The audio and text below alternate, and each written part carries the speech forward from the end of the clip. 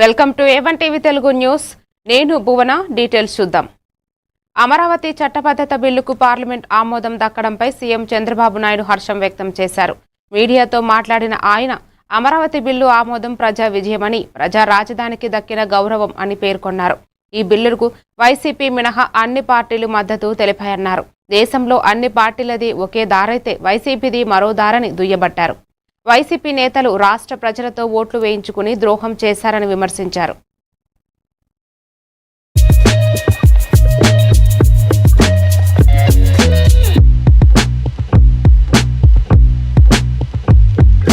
కూడా అర్థం కావడం లేదు. ఇంకా విషయాన్ని దిమ్ముతున్నారు, అహంకారాన్ని ప్రదర్శిస్తున్నారు. పార్లమెంట్లో 2 సభల్లో చట్టబద్ధత దక్కితే తట్టుకోలేకపోతున్నారు. అందరూ దేశమంతా ఒకటై ఓటేసి అమరావతి నిలబెడితే ఇతను మాత్రం దాన్ని సహించలేక ఓరవలేకపోతున్నారు.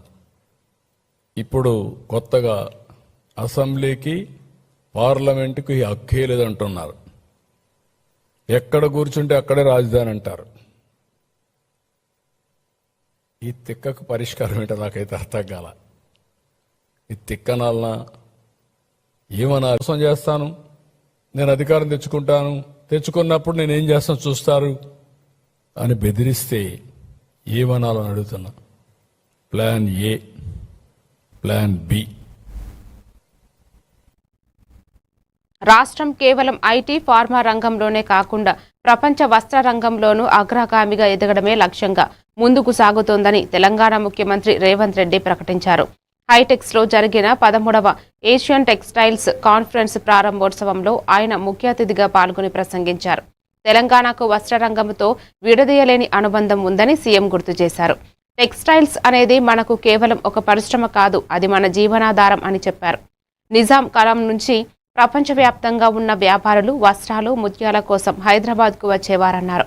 పోచంపల్లి ఇక్కత్, గద్వాల్ చీరలు, వరంగల్ దుర్రిస్, నారాయణపేట చేనేత వంటివి మన సంస్కృతిలో భాగంగా సీఎం వెల్లడించారు. టెక్స్టైల్స్ మన డిఎన్ఏలోనే ఉంది అని ఆయన వ్యాఖ్యానించారు.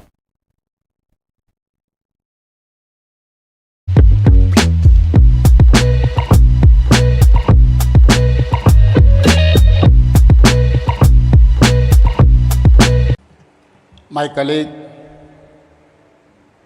D. Sridhar Babu Garu, IT and Industries Minister, one more colleague Sri Tummala Nageshwar Rao Garu, Agriculture, and now Hollywood has made its debut. We will encourage film industry to source their fashion also us. Environmental sustainability is our top priority, so we will create green textile hubs. We will be skilling our youth, especially women workforce, a growth engine.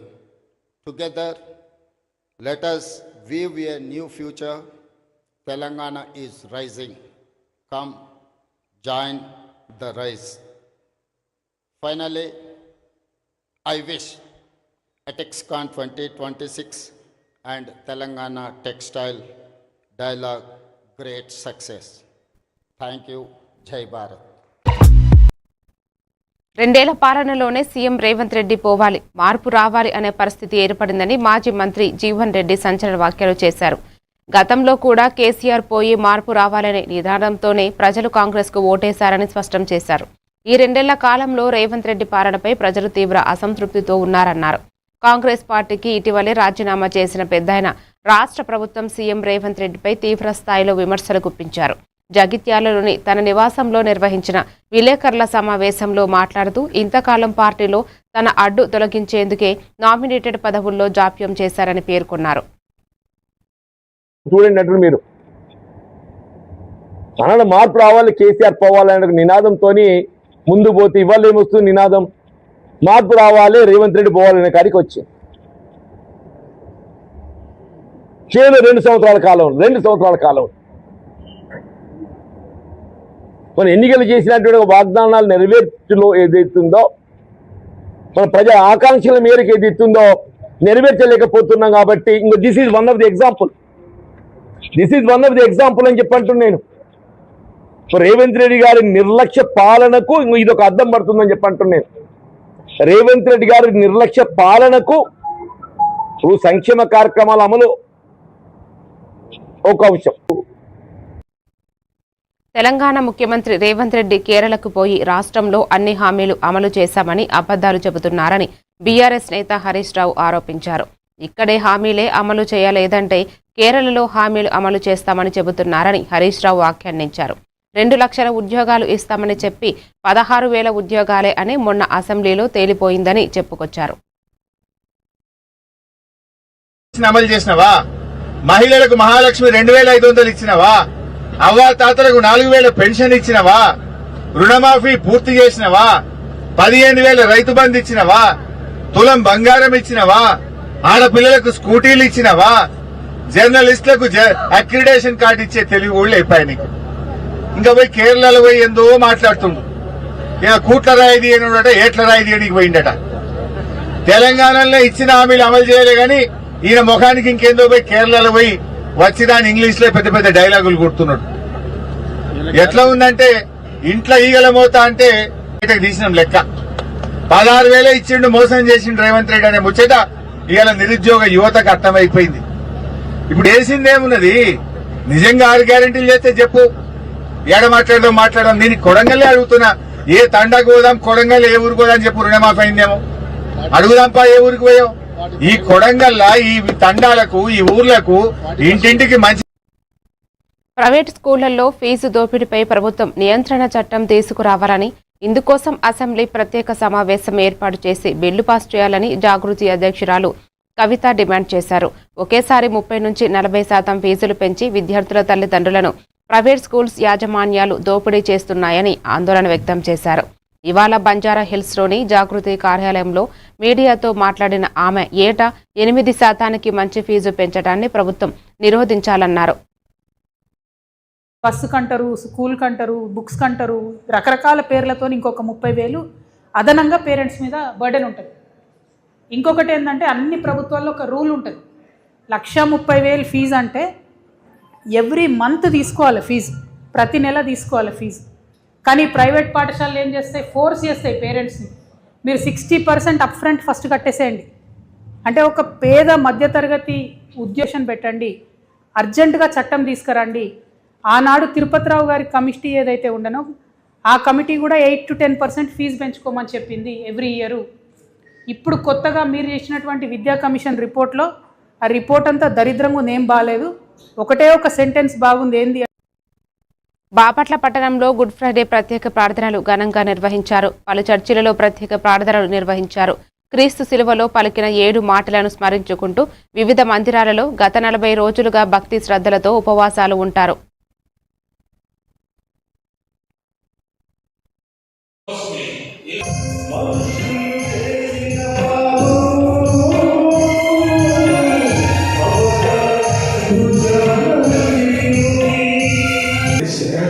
గ్రహించుకొని అర్థం చేసుకుని ఈరోజైనా ఒక తీర్మానానికి వస్తే నేను కూడా యేసును చంపిన వారిలో ఒకరిని అని తలుచుకోగలిగితే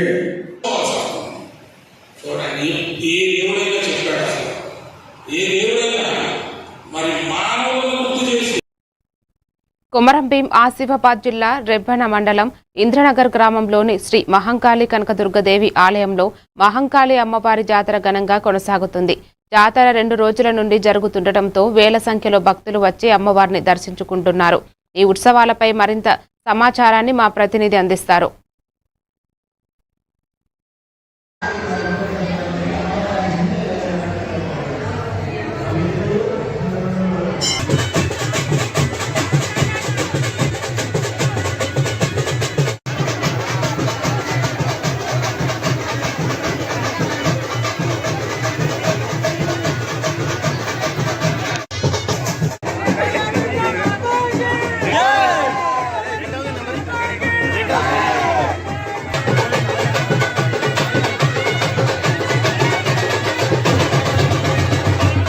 నగర్ గ్రామంలోని శ్రీ స్వయంభు మాంకాళి శ్రీ కనకదుర్గ అమ్మవారి దేవాలయంలో 2 రోజులుగా జాతర కొనసాగుతుంది.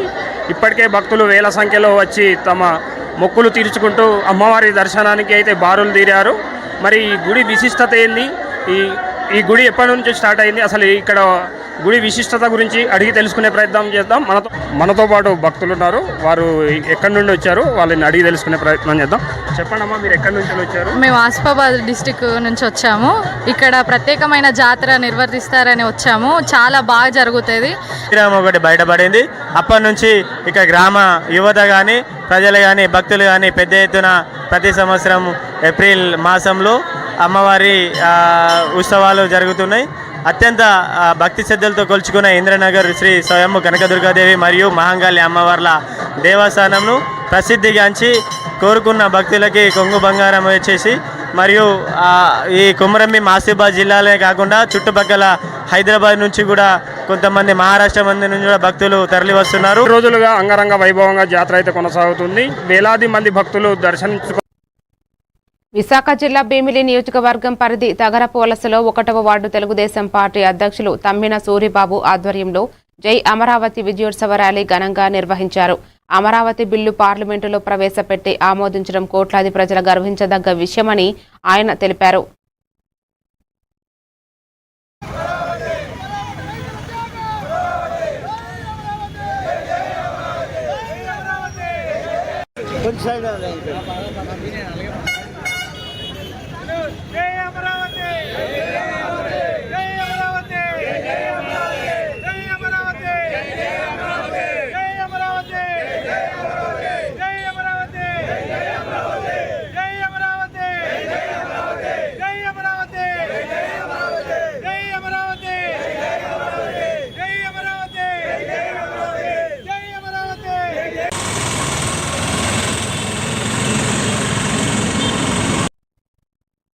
సంగారెడ్డి జిల్లా పటాన్చెరు నియోజకవర్గం ఇంద్రేశం మున్సిపాలిటీ పరిధిలో ఆర్కే1 నగర్ కాలనీలో శ్రీ హనుమాన్ జయంతి విజయోత్సవ వేడుకలు ఘనంగా నిర్వహించారు.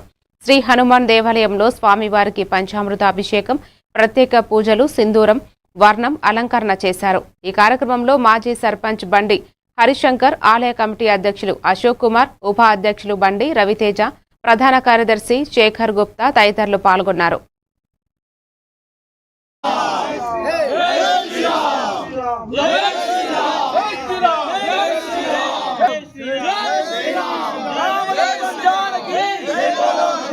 శోభాయాత్ర విజయవంతంగా 8వ సంవత్సరం పూర్తి చేసుకోవడం జరిగింది.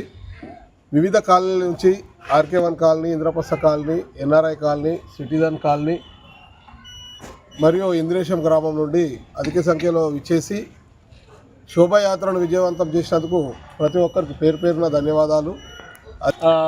అయోధ్య పోయిన తర్వాత విజయోత్సవాలు జరుగుతుంటే రాముడు అట్లాగే మన సీతమ్మ వారి జాడ కనుక్కోవడంలో కానీ, లక్ష్మణునికి సంజీవని తీసుకురావడంలో కానీ, ఆ వాలి సుగ్రీవుల యుద్ధంలో కానీ ఎప్పుడు శ్రీరాముని వెన్నంటే ఉన్నటువంటి ఆంజనేయునికి హనుమంతుని మనసారా తమ న్యాయపరమైన డిమాండ్లను వెంటనే పరిష్కరించాలని చికెన్ షాపుల అసోసియేషన్ రాష్ట్ర కమిటీ కోరింది. మాల్కజ్గిరిలోని ఏర్పాటు చేసిన మీడియా సమావేశంలో చికెన్ షాప్ నిర్వాహకులు నాయకుడు రాజు మాట్లాడుతూ కంపెనీలు స్కిన్లెస్ కోళ్లు తమకు సరఫరా చేయవని, లైవ్ కోళ్లనే తమకు సరఫరా చేస్తున్నాయని తెలిపారు.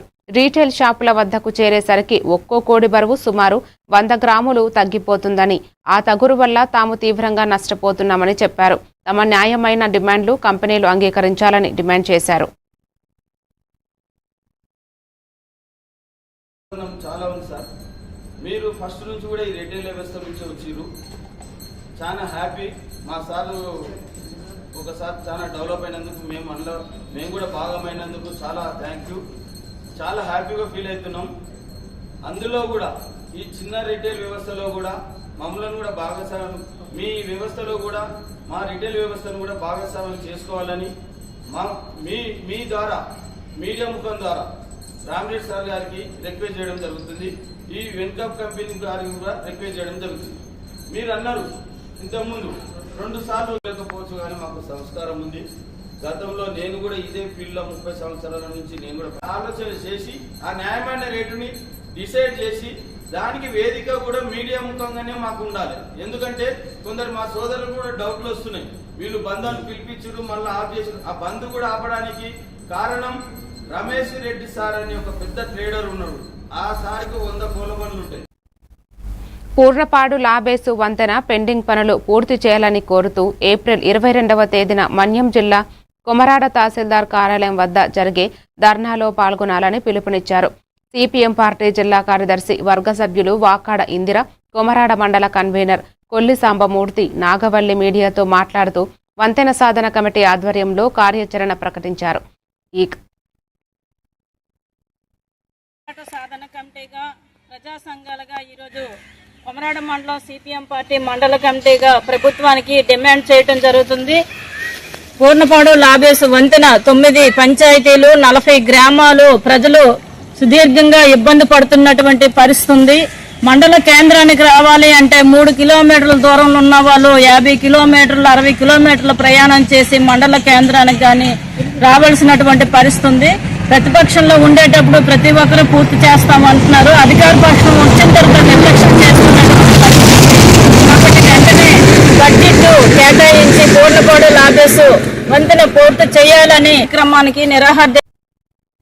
పోతిరెడ్డిపల్లి చౌరస్తాలో ఉన్న సంగారెడ్డి రాక్ చర్చ్ సంఘంలో గుడ్ ఫ్రైడే వేడుకలు జరిగాయి.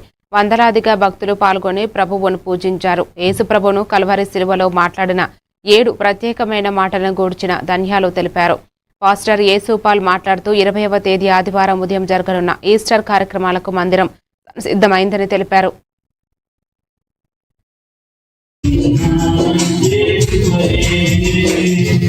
అయిపోయింది, ఏం ఫినిష్ అయింది? దేవుడు మనందరికీ తెలుసు, సృష్టాదిలో కుమారుడుగాను అదే దేవుడు పరిశుద్ధాత్మ కుమారుడు నెంబర్ 3. హల్లెలూయా. అంతేకాదు రేపు ఆదివారం ఆయన పునరుద్ధాన దినాన్ని పండితంగా చేసుకోబోతున్నాను. అద్భుతమైన ఈస్టర్ ఆరాధన ఉదయం 11 గంటలకు జరుగుతుంది. తప్పకుండా రండి. అంతేకాకుండా సంగారెడ్డి పట్టణం అంతా కూడా. సంగారెడ్డి జిల్లా పటాన్చెరు నియోజకవర్గం అమీన్పూర్ డివిజన్ పరిధిలో ఐలాపూర్ గ్రామంలో బీఆర్ఎస్ రాష్ట్ర నాయకుడు ఐలాపూర్ మాణిక్ యాదవ్ జన్మదిన వేడుకలు ఘనంగా జరిగాయి. అభిమానులు కార్యకర్తలు భారీగా తరలివచ్చి గజమాలతో శాలువాలతో తమ నేతను సన్మానం చేసి కేక్ కటింగ్ చేసి సంబరాలు జరుపుకున్నారు.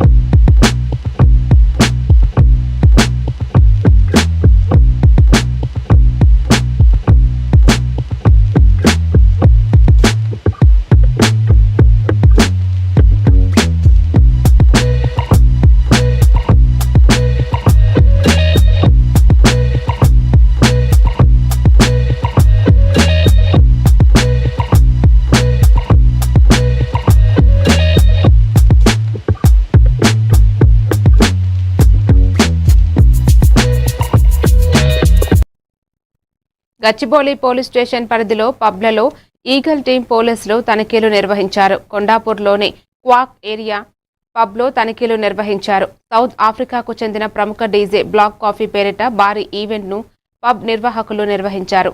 ఈ ఈవెంట్ తనిఖీల్లో 8 మందికి డ్రగ్స్ పాజిటివ్ వచ్చినట్లు ఈగల్ టీం తెలిపారు.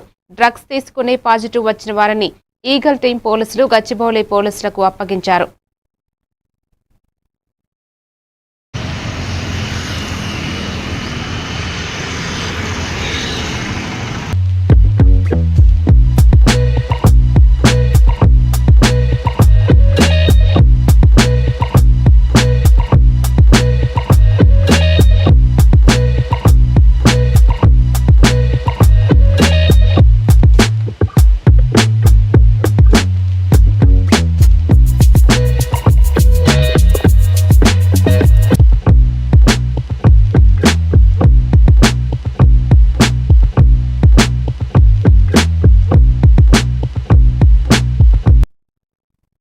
కాప్రా సల్కిర్ కాప్రా డివిజన్లో ₹1 వ్యయంతో నిర్మించనున్న రోడ్డు పనులకు ఉప్పల్ ఎమ్మెల్యే బండారి లక్ష్మారెడ్డి శంకుస్థాపన చేశారు.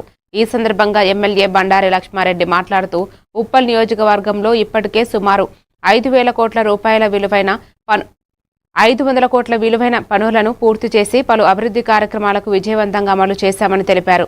ఈ సందర్భంగా ఎమ్మెల్యే బండారెడ్డి మాట్లాడుతూ, లక్ష్మారెడ్డి మాట్లాడుతూ మాజీ ఎమ్మెల్యే ఎన్వీఎస్ఎస్ ప్రభాకర్పై నిప్పులు చెరిగారు.